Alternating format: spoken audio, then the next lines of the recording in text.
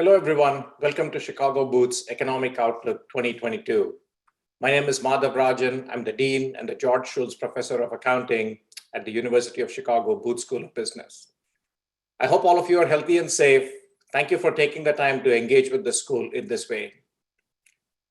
Booth has a long tradition of informing public discourse through platforms such as Economic Outlook, which we began way back in 1954, as well as our initiative on global markets and our various publications, including Chicago Booth Review. Economic Outlook provides a forum for our path-breaking thought leaders to confront the future, evaluate emerging trends, and share insights that help reframe our understanding of the world to come. This is our second Economic Outlook event of 2022. We had a virtual Chicago event 2 weeks ago, and we welcome more than 3,000 viewers from across the globe to hear Booth faculty Austin Goolsbee, Raghuram Rajan, and Randy Kroszner discuss inflation, labor markets, and the future of the global economy. A recording of that event is available on our website at chicagobooth.edu.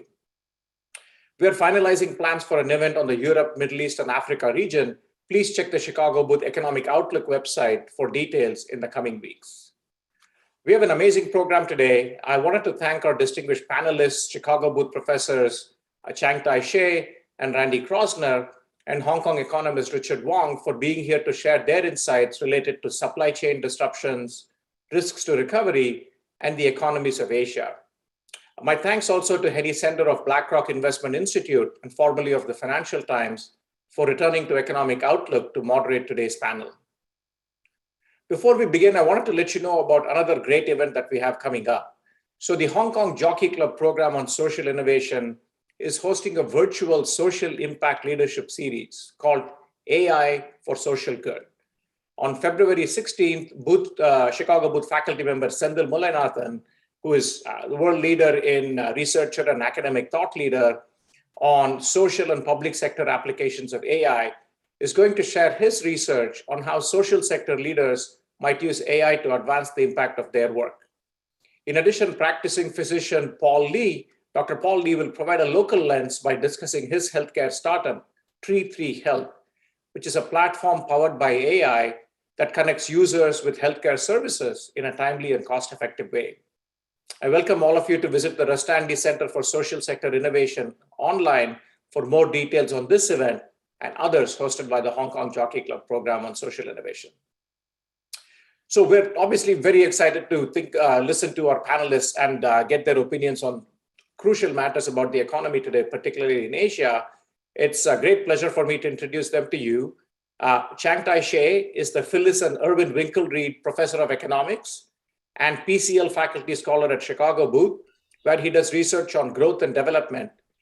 Chang has been a visiting scholar at the Federal Reserve Bank of San Francisco, New York, and Minneapolis, as well as the World Bank's Development Economics Group and the Economic Planning Agency in Japan.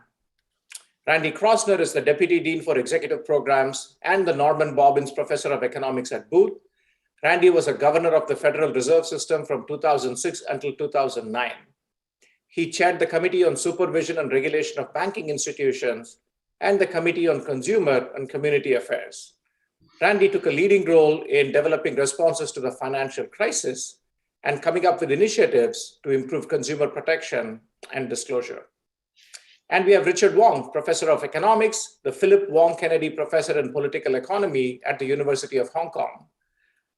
Richard has been founding director of the Hong Kong Center for Economic Research since 1987 and the Hong Kong Institute of Economics and Business Strategy since 1999. Richard's work focuses on the political economy of public policy, property, housing, labor and population, and regional economic development in China. We're delighted to have our moderator, Henny Sender, back again. Henny is managing director and senior advisor at BlackRock Investment Institute and advises the firm on opportunities in Asia.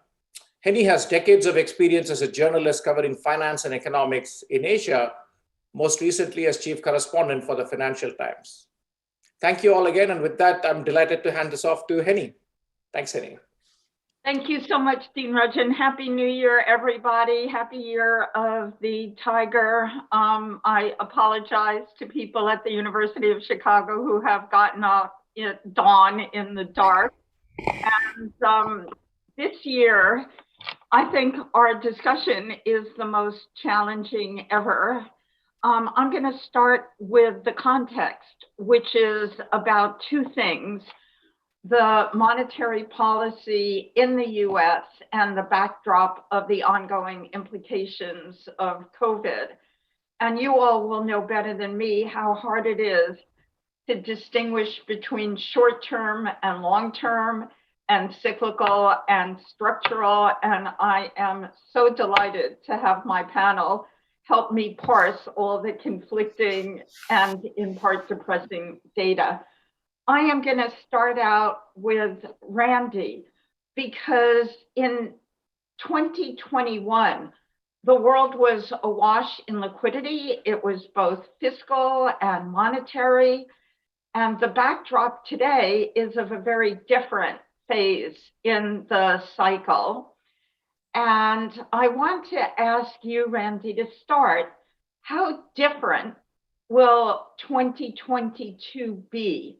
In 2013, 5 years after the onset of the global financial crisis, we saw a taper tantrum when the then head of the Fed raised the possibility of monetary tightening. Asia, particularly countries like India, were very hard hit. Let's start by asking you, how different will 2022 be as a result of a Fed who is being forced to take inflation very, very seriously? Delighted to be with you, and that's an incredibly interesting question to start off with, and a particularly interesting one today, since the Federal Reserve is finishing up its two-day meeting, and we'll get a lot more clarity to the question that you asked in a few hours. But I think we pretty much know where the Fed is going. A major pivot from last year. Back in, if we roll the clock back to 2020, when the virus first hit, a very strong response, bringing interest rates down to zero, reviving all the programs that were there when I was there during the, that we stood up when I was there during the global financial crisis of a decade ago, plus a whole lot more. In the last 3 months, the Fed has made it a very important pivot from saying we're going to keep things low for a long time. We think inflation is transitory.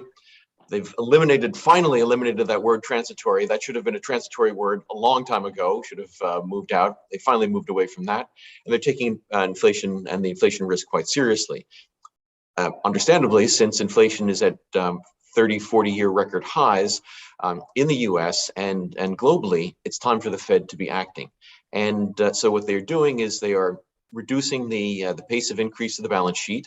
And so they will probably end that by March, by the time of the next meeting. My guess is that today they are going to lay the foundation for an interest rate increase.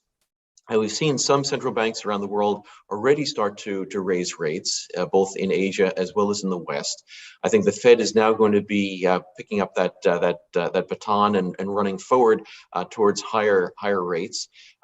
They are not going to be putting out a formal forecast today of how many more rate increases they'll have the rest of the year. They changed in December, going from maybe 1 this next year to 3 or 4, and I think it'll be at least 4 during this year. So we'll see a significant amount of interest rate increases. We'll see a significant reduction in the additional liquidity being put out into the markets. And so what are the consequences of that? First, I think that it'll be very important that the Fed is doing this to try to rein in inflation expectations. One of the challenges that we've been seeing, and the Fed was talking a lot about over the last 6 months, was that, well, this, in some sense, it's not our problem. It's not a demand problem because central banks are about demand. It's a supply problem. And central banks— that later in great detail. Yeah, central banks can't create more computer chips. They can't make the ships run faster, but prices are going up anyway. And if people lose faith that the Fed really is going to fight inflation, and we're seeing inflation rates at 30, 40 years highs, people start to demand higher wage increases. As they demand higher wage increases, if firms are willing to acquiesce, give them those higher wage increases and pass those along, because this is the first time in 3 or 4 decades firms have been comfortable to pass this along, you get into a very difficult situation where inflation becomes entrenched. Inflation expectations become unanchored, move up. It's very difficult to pull them back down. And so that's why I think it's very important that the Fed move. And this has very important consequences for interest rates and asset prices globally. As we can see, a lot of the so-called growth stocks that rely on, well, we're not making a lot of money today, but we're going to make money 10 or 20 years from now. That's fine when interest rates are zero. When interest rates are 3 or 4%, that promise doesn't look so good. So you're seeing a change in relative prices of different assets, and you're going to see very important impacts throughout the world, particularly on emerging markets, as the U.S. raises rates. That will likely strengthen the dollar. That will likely lead to capital flows away from some of the emerging markets and into a country like the U.S. And so emerging markets are probably going to have to respond by raising rates, and so that can cause a lot of tumult as capital flows across the world. Randy, thank you so much. I'm going to turn to Dr. Chang first and then to Dr. Wong. Dr. Chang, you know, Asia was hit very badly in 2013. Is Asia as vulnerable now as then?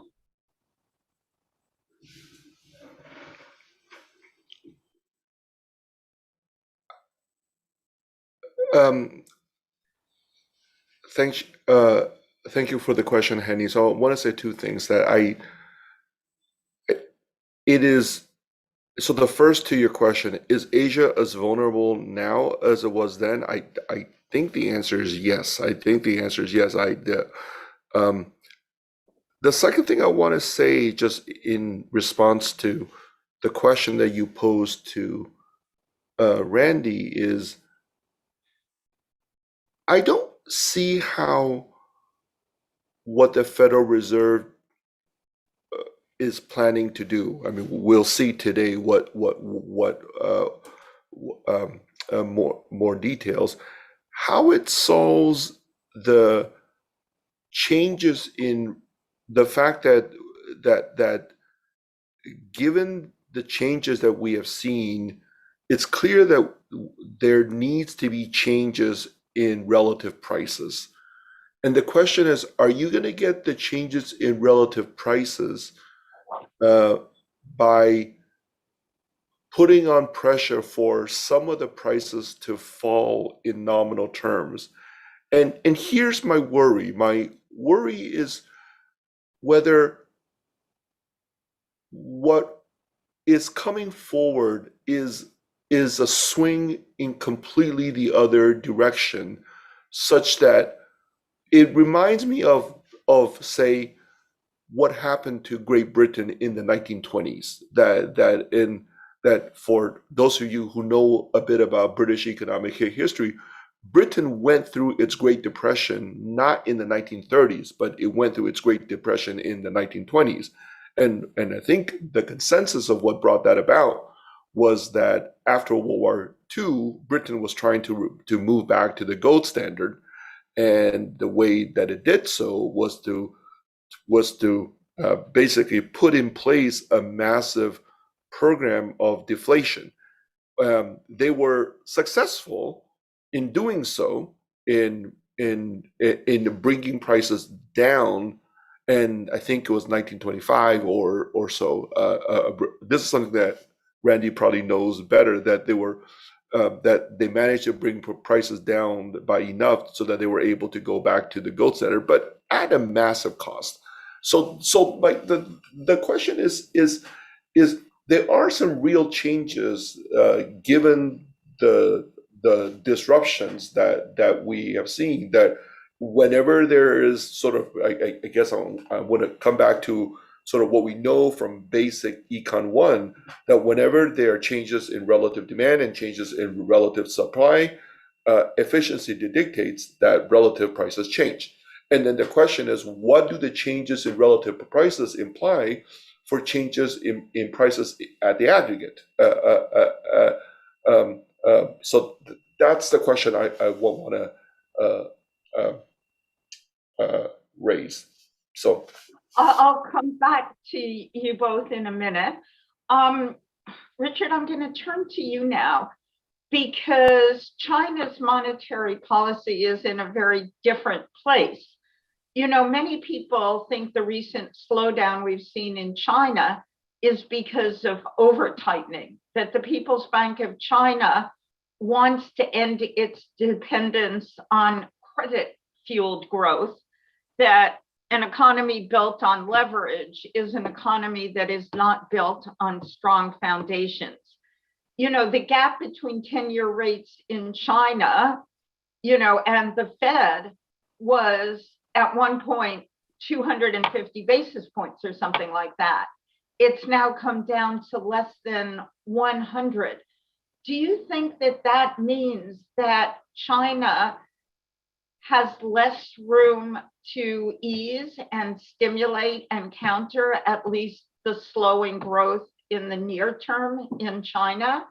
Do we see a very different pattern of monetary policy and therefore economic growth in China? Can China afford to ease to get its economy moving again? Henny, thank you for the question. Very good one, and an important one. I think what China has been doing in the past 2 years is that, first of all, it recognized that given the global situation in which globalization is slowing, and the geopolitical situation, trade difficulties, it has begun to move a bit more towards relying on its own internal circulation, which really brings up an important issue is that it has been a relatively highly leveraged economy. They need to deleverage in order to get consumption and investment back into better balance so that more consumption to be spent. Difficulty is that their financial markets remain a relatively repressed, making it very difficult to stimulate consumption. Think of it as a much more individual level in China's fast-growing GDP per capita economy. People have to save a lot for old age. And with very repressed financial markets, there's just not much opportunities to save. And this has prompted asset inflation in many areas and leading to highly leveraged. So they have to readjust this. And that's why during the past 2 years, they've been doing that in a variety of different ways that are consistent with this policy. Among other things, attacking property development companies, the IT sectors. They're doing these things. Having done some of that, the economy is slowing, right? And on the other hand, the global situation is changing. The U.S. is going into a reverse interest rate policy. And being a little bit more internally driven as they see going forward, they're trying to loosen up. Inflation has been very flat in China, so they can afford to have a bit more inflation. That's why they're going in a reverse pattern. I think this is driven largely by macroeconomic. Now, this is not to say they have successfully deleveraged. They deleverage a bit, right? The extent of deleveraging is still quite significant, but you can't deleverage all the way. The economy will completely tank, right? So I think this is what is happening. Thank you. I'm going to turn to Randy again to ask a question of him following up on Chang's thing. And what's interesting about this discussion so far is, you know, we're talking about inflation in the real economy, which is supply driven. And we're also talking about asset price inflation. And that has kind of fallen by the wayside in the US, but I think it's an incredibly important point. So, Randy, Chang said he thought Asia would be very, very vulnerable. But we're starting out in a world where real interest rates are still negative. Are you as worried as Chang is about the vulnerability, given that we're still going from very negative real rates to less negative real rates? Well, we're certainly in a situation where we haven't had a lot of experience, where we had lockdowns that caused contractions that were at much more rapid pace than the 1930s, and we're seeing growth pressures and growth more rapid than we've seen really since the 1930s. So hard to be certain, and I think it's an important and interesting analogy to bring up what happened back then. So I think, as you said, real interest rates are still very negative. So the difference between inflation, which is roughly 7% in the US, and the 10-year Treasury rate, which is about 1.75%, it's been bouncing around. But that means that you've got at least a negative 5% real rate of interest. Well, a lot of projects look pretty good if you only have to return 95 cents on the dollar when instead of 100 cents on the dollar in real terms. And so that can lead to problems in allocating investment to the highest productive uses. So one has to be careful about that, because there can be distortions in where money flows when you have significant negative rates. Second, the point that Chang made, if the Fed drives too quickly to try to bring inflation from 7% down to below 2%, I don't think they're going to try to bring inflation down below zero, as the UK did, because they had very high inflation during World War I. They tried to bring the pound sterling back to the same level that it was against gold pre-war. So that meant it had to bring the price level down significantly. I think here the Fed just wants to rein in inflation from 7% or so down to around 2%. So I think that's less fragile, but there are different paths in which they can do that.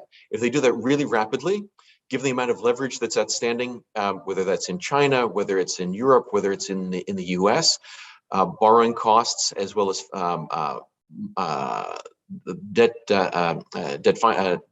debt financing costs go up dramatically, and so it can be really problematic for anyone who has a lot of debt outstanding, whether that's in the housing sector or corporates or even for the fiscal authority, because so much debt has been issued. You also have a risk that if they don't act, inflation starts to move up, market interest rates start to move up, and then they have to even move more rapidly to raise rates. And that's the worst possible scenario, where they have to raise rates like we did in the late 1970s to levels of 10, 15% to try to rein in inflation and inflation expectations. Final point is the very important one about relative prices. So when things are purely on the supply side, the Fed can't do anything about that. They can affect demand and the overall price level. But let's say you have something that happens in the energy sector and energy prices go up. The Fed can't produce more oil. And if there's a lot of demand for oil, the Fed can't do anything about that. And so it's really important that the Fed understand what it can and can't do. But as I said, I think it needs to act, because you're seeing supply constraints so widespread that inflation or the headline numbers are very high, and people lose faith in the Fed for trying to being able and willing to fight inflation if they don't act. Dr. Chang, back to you. As Randy says, this is supply side issues. Now we're turning to the main portion of this, and one of the reasons I love being part of your debate is how wise the questions are that we have coming in before we start. And obviously the pandemic has a lot to do with supply side issues. 3 years ago, we were all worried about the deflationary impact of technology. We were worried that technology would make most labor excess. And today we're talking about inflation rather than deflation, and we're talking about labor scarcity. To what extent do you think that this is simply short-term effect of the pandemic, and we'll have a very different discussion next year? at this time? Or do you think the world has changed and we're dealing with structural issues that aren't just a result of the pandemic? This is the tricky part in terms of the answer to your question. It's one of the points that Randy brought up, which is the question about expectations of inflation. Once expectations of inflation gets baked in, then it's a really difficult thing to deal with. But if that wasn't an issue, so if there wasn't this issue of expectations of inflation, it seems clear to me that it really is a transitory issue. It seems clear that the big shift that has taken place is a shift in terms of the relative demand for goods. There's a shift in the demand for goods and away from services. Now, so what happens when there's a shift in the relative demand? The relative price changes. And then the question is, does a shift in the relative price change by having nominal prices fall in one sector, or does it shift by having nominal prices go up in the other sector? And we all know that the nominal prices are rigid downwards, are downwards, and I think that is what is causing the inflation that we are seeing. So the answer to the question is, at what point are we going to go back and shift our demand back towards services in the same way that we were doing back in 2019? And that's when that happens. When are we going to go out as much as we used to? When that happens, then this transitory shift is going to be over. The question is, by the time we get there, what is going to be the change in terms of our expectations of inflation? And I think that is the key thing that I think that monetary policy authorities are battling, because it's not just because this transitory thing can have a permanent effect through its effect on expectations. Now, the backdrop, of course, to this thing with supply chains, there are two causes before we get to the effect. One is the pandemic, and one is so-called decoupling, which means both of them mean that global supply chains are under pressure. Richard, do you share my conclusion that China has been one of the big beneficiaries of these two trends, in that we've seen China increase its share of exports because there's no outbound tourism? Its current account surplus has grown because tourists are staying at home. We've seen China increase its share of world direct foreign investment. Do you see China today as the big beneficiary of these trends in supply chains? Well, good question again. I think what has happened after the pandemic, and it's not, I wouldn't call it a trend, but what has happened is that as the pandemic struck, US has been expanding its money supply, right? And in a way that actually gets into the pocketbook of the average consumer, who then spends, right? As you spend, if it is, and since it's spent quite a bit on goods, then the goods are being exported from China to the US. It has other things is the pandemic itself also had uneven and sometimes unpredictable consequences on supply chains, which are not easily foreseen, that therefore results in hikes in prices. So it's obvious that some would be benefiting from it. On the other hand, exports go, but it is also constrained because these days you have container shipping, and because truck drivers in many parts of the world are not really in service. So whereas you can produce in China, the boxes that go to, say, for example, to the West Coast, they don't come back.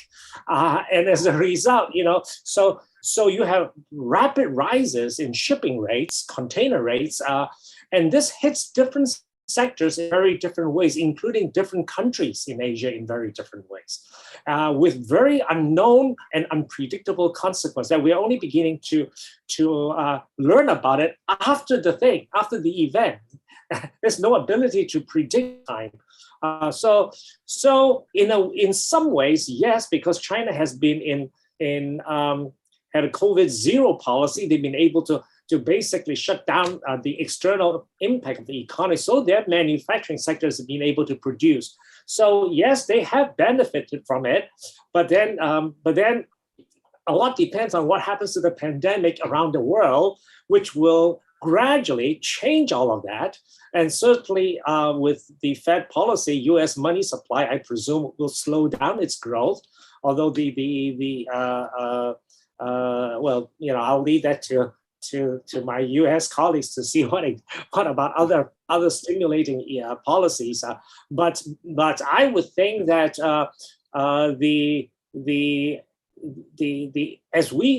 as the pandemic gradually subsides, the opening up policy will actually have an enormous impact on how China's exports will perform, especially throughout Asia. So I think probably we will whether this pattern of the past 2 years will continue remains unclear. Thank you. Trade policy hasn't, trade tariffs and all this hasn't changed at all. That part is actually the most predictable part, right? It's the pandemic that's the unpredictable one. I'm going to cut you off now to turn to Chang before I go back to Randy. And that is one of the things you hear a lot more about when you're living in Asia than on this side of the Pacific is arsep.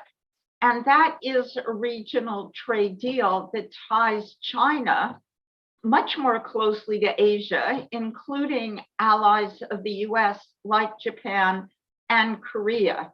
So I wanted to ask you, Dr. Chang, how significant is arsep before I go back to Randy? The truth of the matter is that I don't think it really matters that much. Like I really don't think it matters that much. If you think about sort of the major, so I will maybe illustrate that point by just bringing your attention to, to say phase one of the U.S.-China trade agreement that was implemented from over 20 in the last 2 years. I'm not sure how many people noticed this, but phase one of the U.S.-China trade agreement, there was nothing in the trade agreement about changes in trade policy, nothing. So there wasn't a single line in the U.S.-China trade agreement about any tariffs or any non-tariff trade barriers, anything that needed to be changed. That it was all about a list of products and a quantitative number on how much China was to purchase, or what was to purchase. So if you think about sort of so let me just raise the question: what is the nature of a trade agreement in which there is nothing about any trade policy instruments? You ask, then the question is, how is China supposed to implement a trade policy agreement when there's nothing that stipulates what is it about trade policy that it has to change, right? And the answer, I think it's clear that it's about that that the way to implement that trade agreement is that you have to use the only way to do it is to use non-market mechanisms in order to do it. And then you can ask a question about why was it that the U.S. chose to do it this way. One answer could be that it was never about trade policy. It was always just about that it's just sheer mercantilism. That's what it's about. Or the other part, or you could also say that, and I think there's a lot of evidence of this, that if you look at the run-up to the trade agreement, so if you look at what happened in 2018 and 2019, very little of the battles that were taking place, at least on the Chinese side, was about using trade policy instruments. And I think that the evidence that you are seeing, or that you're seeing, is that that the Chinese would retaliate by using tariffs whenever the U.S. would do something. But then I think what would happen was that they would find out that the tariffs were just not enough to have the same quantitative impact as the effect of U.S. tariffs on Chinese goods. So they found that they needed to resort to other things in order to achieve the same damage. I would say, and the thing is that this damage is, it's not. They are. But they're instruments that are being used that do not involve tariffs. So here's the question: that any trade policy agreement, right, or things like things like arsep, how does it deal with the major tools that are being used, which are things like you're going to send your stuff to us, and then we're going to let that stuff rot in the port for the next 2 years, right? And the things that, there are millions of things that can be done. There are millions of things that can be done. And how do you write a trade agreement in which you address all the possible instruments that can be used? That's very helpful. I'm going to turn to Randy now. I'm going to share with the audience, Randy, something you said on our call the other day. And that is in context of supply chains, that just in time has become just in case. There are a lot of people in the US who have woken up to the fact that the US is not a huge manufacturer of semiconductor chips. So this concern with efficiency is now yielding to concerns about resilience. But how do you separate out that resilience segues into self-reliance, which segues into protectionism? And that's a very, very important issue. And it gets back to one of the things that you were just talking about with respect to trade policy. And Chang mentioned mercantilism. So it's perfectly reasonable to say, well, in normal times, just in time makes a lot of sense, because you want to minimize inventories, you want to minimize costs, and you just have everything perfectly organized. We've made enormous progress in the ability to track goods, the ability to move goods, and so why not rely on that? Well, we found out sometimes why you might not want to rely on that, because there can be disruptions, whether it's due to geopolitics, whether it's due to weather, whether it's due to just an accident like what happened in the Suez Canal. These things happen, and there are enormous consequences of that. And I don't think people fully understood the amount of risk that they were taking by doing something that was just in time.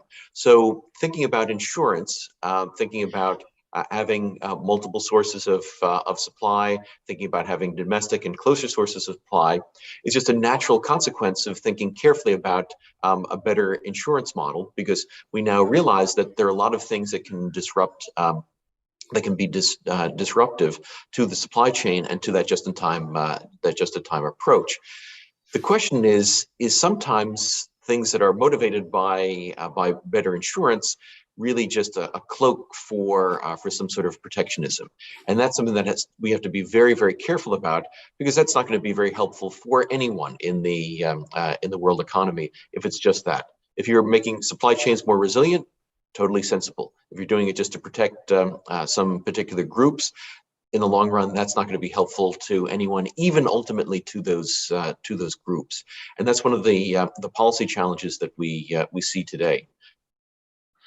Randy, there are two questions from the audience, and because they're mostly US, I want to turn to you. One of the questions refers to fiscal debauchery in the and long-term inflation expectations, and will financial weaknesses be addressed via monetization? And the other one has to do with the service sector and prices in the service sector and inflation there. And that segs into technology and the quality of jobs everywhere, which is an important thing. And I wonder if you can talk about whether you think the Fed policy in the last 2 years was to support consumption in the US, which of course is very different than China, where it's much more supporting growth through state-owned enterprises, et cetera. Can you talk about how you see these fiscal policies and what their long-term impact is in the US? And then we're going to segue into a discussion both of the impact of technology going forward and the impact of demographics going forward. Thanks. Great. So let me focus on the first question, and I think Chang and Richard will be great in focusing on the second. So fiscal debauchery, that's quite a term. Certainly, I think the initial response globally was a very big fiscal response in 2020. And I think that was completely sensible. We really didn't understand exactly what was happening. Some of the other policies were shutting the economy down. And so making sure that people didn't starve was something that made sense. But then the question is, how much more do you need to spend? In the US, we spent $1 trillion last December, a year ago. People kind of forgotten about that. $1 trillion now seems to be trivial amounts of money. In the old days, it used to be a significant amount of money. And then there were a number of spending packages that Biden got through and then wanted even more. And so the US economy, not only in 2020, well, started in 2020, spending about 15% of GDP in an initial response. And then another 15 to 20% of GDP being spent. And it's not at all clear that that was necessary in order to stabilize the economy and also in order to stabilize people's lives and livelihoods. I think one of the things that we're seeing now is so much demand coming because checks were sent out to people. They didn't have anything to spend on and they couldn't go out. And exactly as Chang said, they're buying a lot more goods, and that's putting a lot of pressure on prices. So you're seeing more demand than you otherwise would. And some people have argued, oh, well, there's all that fiscal spending in the last year and a half. That's all going to fall off this year. I don't think that's exactly right, because a lot of the fiscal spending continues over time. And a lot of it went into people's savings accounts, which are still relatively high. And people are eager to go out and buy things. Right now, mostly goods. And then, as Chang said, probably more services down the line as we make more progress against the virus. And so I think the fiscal issues are ones that are very important. I think that's one of the reasons why we're seeing significantly higher inflation in the US than we are in Europe or in Asia, because there was so much more of a fiscal impulse. And I think it's really important that we rein that in, because that's also an important part of what's going to be affecting people's expectations. But I'll defer to Richard and Chang on the demographic issues, which I think are super important, because China's population is aging more rapidly than Japan's, and I think the technology issue has very important relative wage impacts and will affect different sectors very differently. So Chang is going to take the second part. I'll start with Richard on the first part. China's aging population, its birth rate keeps getting lower.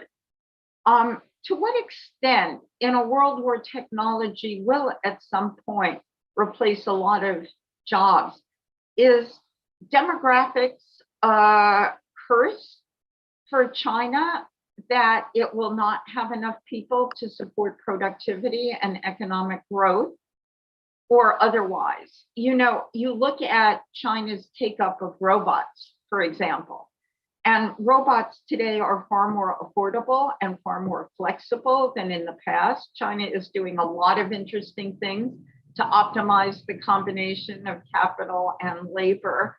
How do you see this issue in China, especially against the backdrop of what, you know, you and I refer to as a very incomplete social safety net? Yeah, well, this is a very involved issue when you talk about democracy. First of all, we should not fall into a trap because birth rates are low, therefore the productive labor force necessarily declines as a share of the population. Great point. Because China has a very early retirement age, they can, through policy, change that. Right? Of course, this will be widely unpopular. Right? That's another issue. Right? But it's just doable because in the state sector, retirement age is 55. Right? So it's really very, and health-wise, they can continue to work. So that's one.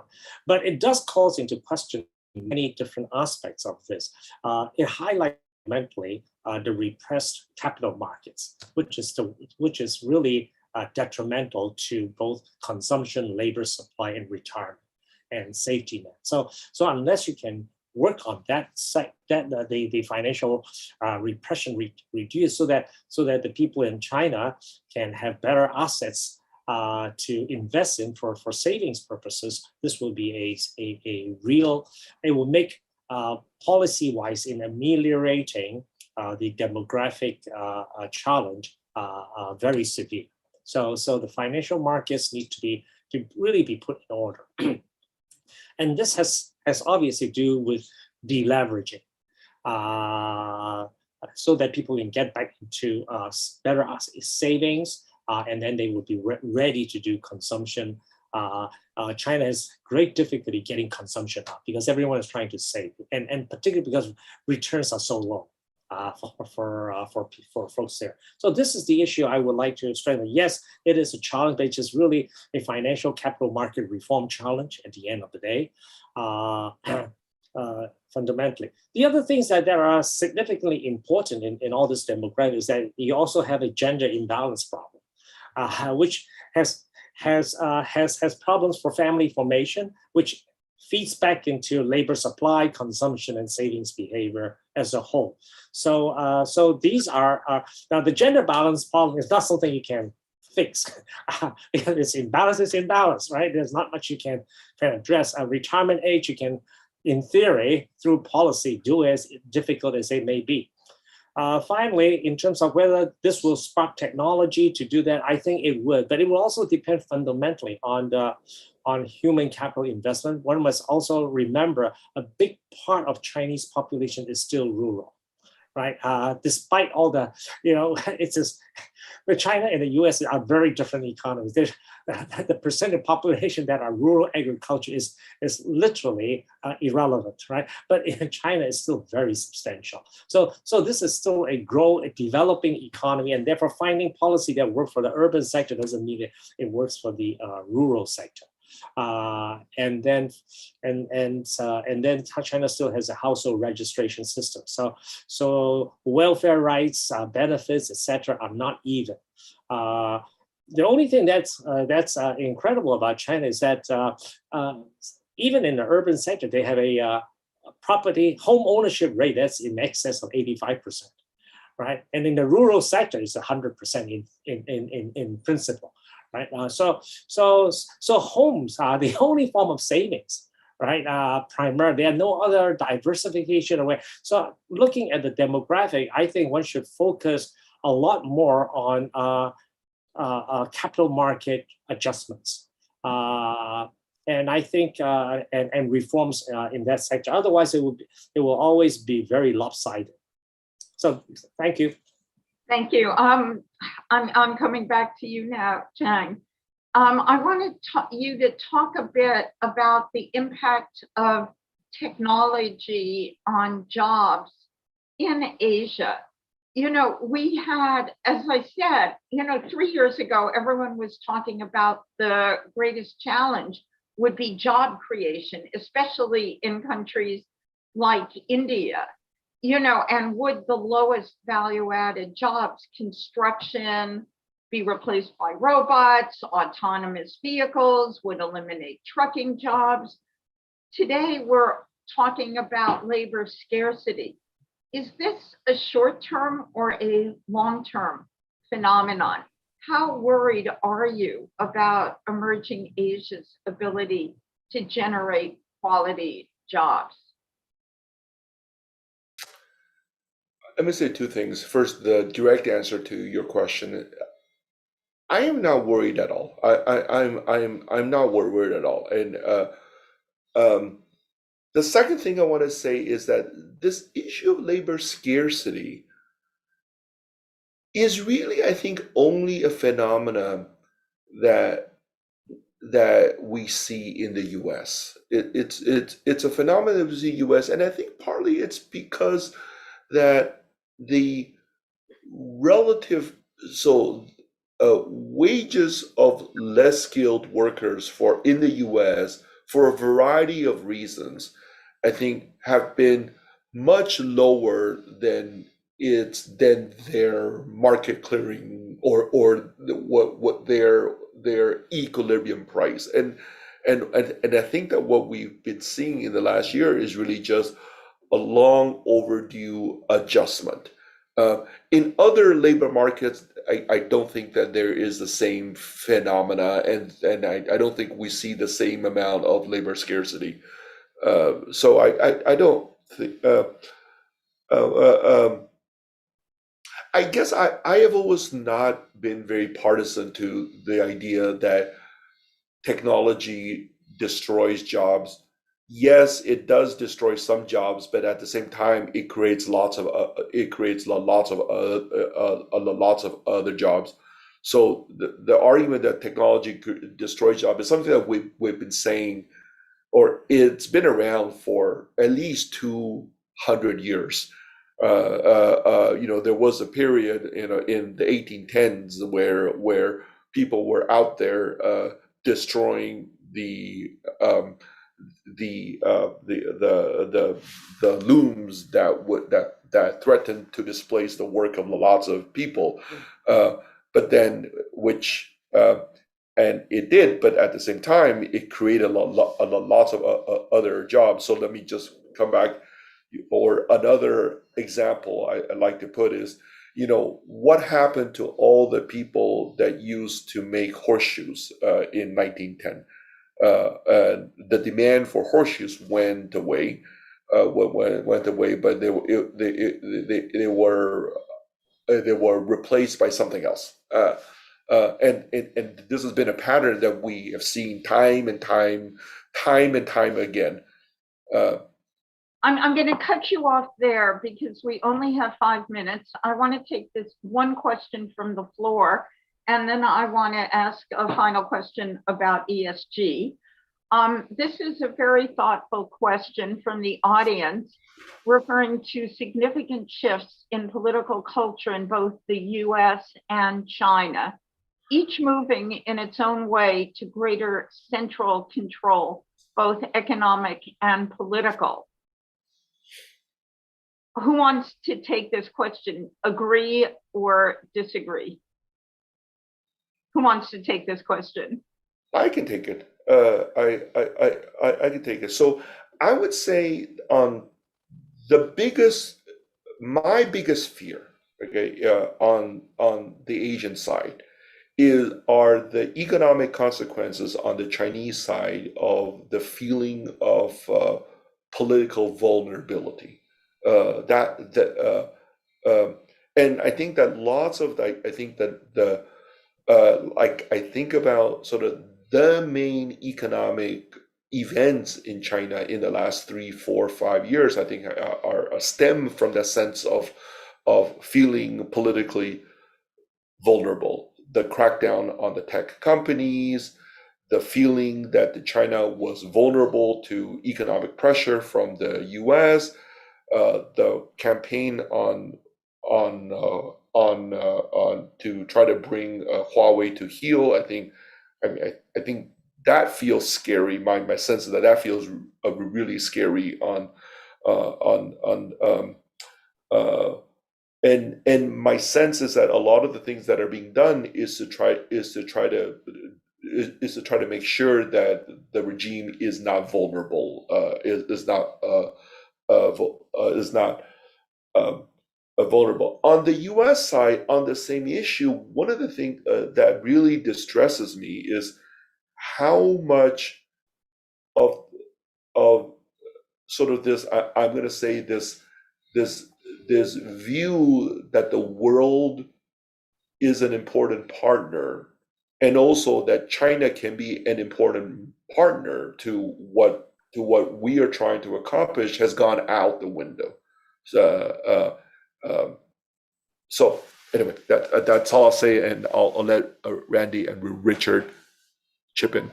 We have 2 more minutes, so I'm going to ask one yes or no question to Richard and one yes or no question to Randy, and then I fear our time will be up, and I'm sorry we didn't get to all your questions.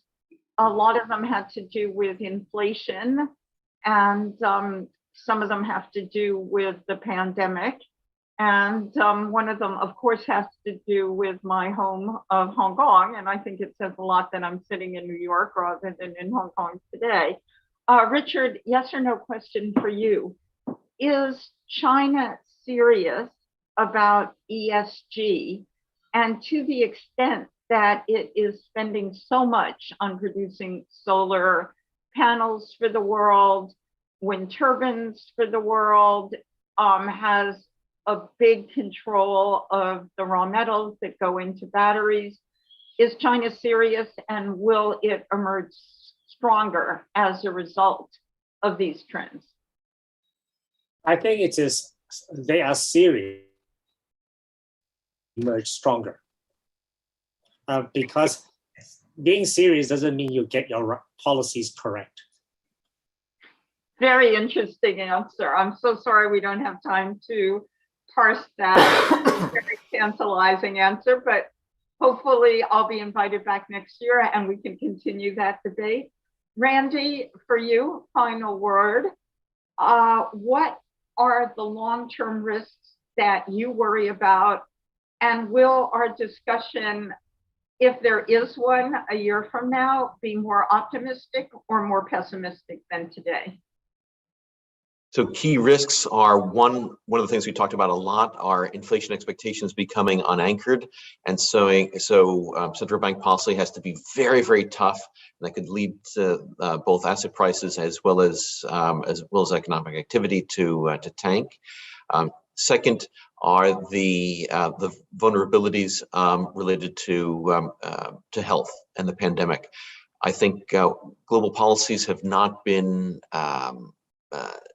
most effective in dealing with something that is a truly global issue. We see dramatic differences in approach of, the kind of lockdown approach of much of Asia versus the approaches in the West.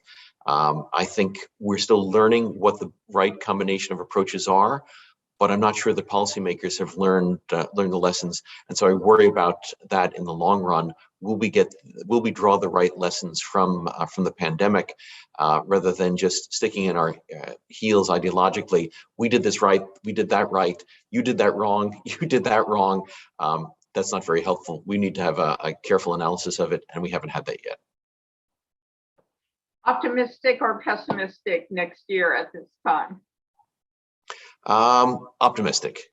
I think we'll be able to rein things in, although there's very high risk we won't, but I think there's more likely that we will be able to rein in the inflation expectations without having a crash. And I'm hopeful that the incredible innovation that is related to the mRNA virus inoculations, the innovations in also the way medical devices and vaccines are approved. That's been a big plus, and hopefully that's going to stay with us. I'd like to thank you all for making my job so easy and educational.